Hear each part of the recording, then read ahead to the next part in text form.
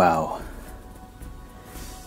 If I told you that Kingdom Hearts wasn't the best action RPG on the PlayStation 2, would you believe me? 2 weeks ago, if someone had told me the same thing, I might not have believed him. Now, I know what you're thinking. It's either one of two things. You're either saying to yourself, no way, if there was a better action RPG on the PlayStation 2, I would have known about it. The other thing you might be thinking to yourself is, well, of course it's not the best action RPG, because you've probably played Dark Cloud 2. I know, I'm stunned too.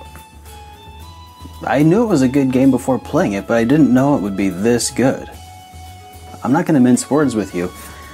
This game is probably in my top 10 games of all time. Maybe even top 5. Maybe. Well, now that I've broken the suspense, how about we examine the game? I don't want to just tell you that it's a good game. I'm going to show you. But before I get to that, let's cover the basics.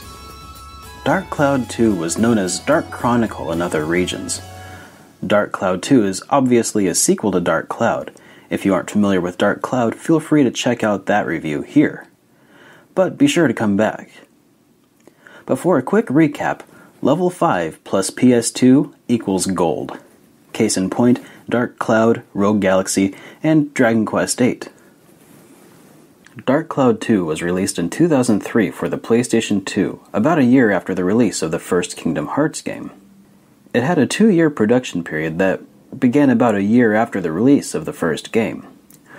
While Akihiro Hino did a great job of directing and producing and designing and writing Dark Cloud 1, he took more of a back seat for the sequel and just simply wrote and produced the game. And that's probably a good thing, because you can see a huge leap in the quality of storytelling and pacing between the games. The story of Dark Cloud 2 is not directly related to the story of Dark Cloud 1, so if you're wondering if you have to get through the first one to appreciate the second, the answer is no. You can skip straight to Dark Cloud 2 and not miss out on a single thing. The only thing that might ruin for you is playing through the first game, since it'll just simply pale in comparison. So without further ado, let's get to it. I am SuperDerek, and this is Dark Cloud 2.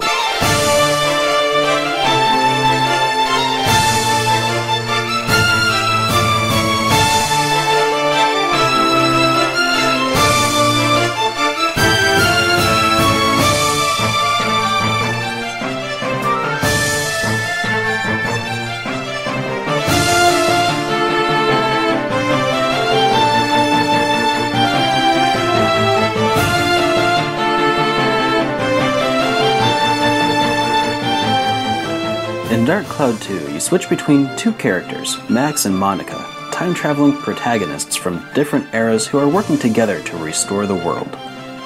Max and Monica each have an Atlamelia stone, which is what allows them to travel between time to each other's eras. In order to fight the big bad guy who's destroyed the world, Max and Monica have to utilize the help of people from the future. But the big bad guy has wiped those people out by wiping away ancestors and locations from the past. So you've got to correct the future by restoring the present. Now, obviously time travel is inherently full of paradox problems, but if you can avoid overthinking it for Chrono Trigger, and almost everybody can get along with Dark Cloud 2. So, in order to restore the future, our heroes travel between widely varying towns and environments, from a lush forest to volcanoes to sheer cliff faces. Each town you don't so much restore as build from the ground up by making buildings, placing accessories, and people in order to fulfill certain criteria that needed to be in place for future events to come to fruition. One of the great things about this part of the game is that you can go to the future first without having all the criteria completed, and see the effects of things being placed incorrectly or not at all. It really helps you feel like you're building the future rather than just jumping through hoops in order to get to a town. In Dark Cloud 2, the criteria you are trying to fulfill are conveyed to you through the collection and decoding of geostones, glowing floating orbs with the memories of the way things were meant to be. I think that it's a pretty interesting evolution of the Atlas system from Dark Cloud 1. The geostones also give you blueprints to build things that are needed in that town, which is a neat touch that helps give variety to the towns that you build. Not unlike the Atlas system of Dark Cloud 1, in order to get all the geostones you need, you'll have to start making your way through randomized floors of dungeons. Now, if you're much like me, the idea of randomized dungeons is probably at least a little bit of a turn-off for you. But I think that Dark Cloud 2 really does a good job of making the dungeons varied and interesting enough to carry it through. I would even venture to say that it does a better job with randomized dungeons than other games, like even Persona 3 or 4. You don't know what you're talking about. I'm not saying that they did a bad job on Persona 3 or 4. I'm just saying that Dark Cloud 2 did a better job of making them not monotonous and making them more interesting, and I think that that is a huge accomplishment. These randomized maps aren't just linear hallways anymore. They're branching paths and loops and large rooms with upper and lower levels and different features that help keep the areas feeling unique. And different portions of the same dungeons will have different aesthetics. For instance, during your ascent of the volcano, you'll have different environments than you do when descending into the inside of the volcano. It's very awesome and keeps the game feeling fresh, even after going through 15 to 20 floors. Also, keeping the game feeling fresh are all the mini-games that you can participate in between killing off enemies. In some dungeons, you can fish in the streams and ponds, and in others you can play Sfida. What's Sfida, you ask? Probably one of the more addicting mini-games I've played since Blitzball. But you know what this game did better than Final Fantasy X? After the tutorial on how to play the game, you never have to bother with it again if it doesn't interest you. But if you think it's fun, you can get good at it and win prizes to beef up your weapons faster. So the time you waste playing Sfida will actually help you waste less time grinding, and that is awesome. So I've already told you ways in which Dark Cloud 2 is better than Final Fantasy X or the Persona 3 or 4 games, but how has it improved over Dark Cloud 1? Since I was just talking about beefing up your weapons, let's pick up there. In Dark Cloud 1, if you let your weapon break, it disappears. Finito. Gone forever.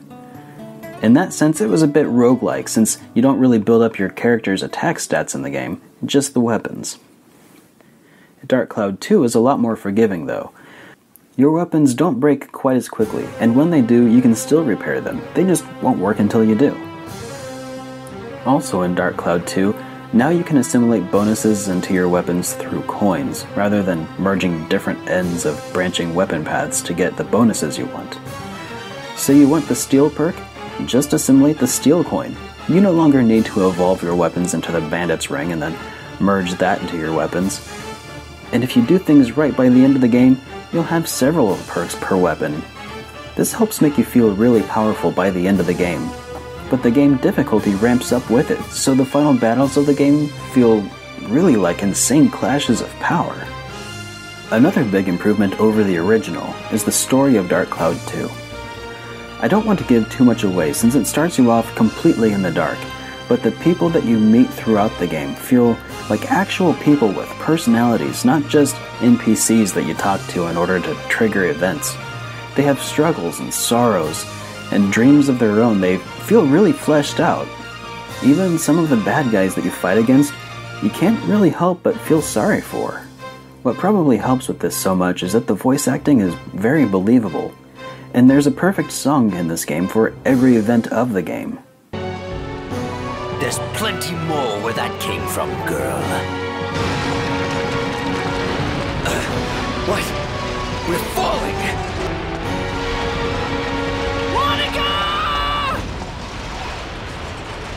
All major interactions are completely voice acted, and the cast is wonderful and full of voices I know I've heard somewhere but can't quite pin them down. And that might also really help you identify with the characters too, because the voices are already full of personality. The only thing that surpasses this game's audio is the game's visual presentation. I've heard it's a bit of a turnoff for some, but I personally have a soft spot for cel-shaded graphics because of games like Wind Waker and Jet Grind Radio. So when I loaded up this game, it strummed a chord on my heartstrings. The environments are detailed and the characters are so clean. It reminds me of the 16-bit games I grew up loving with the bright and colorful graphics and bold lines.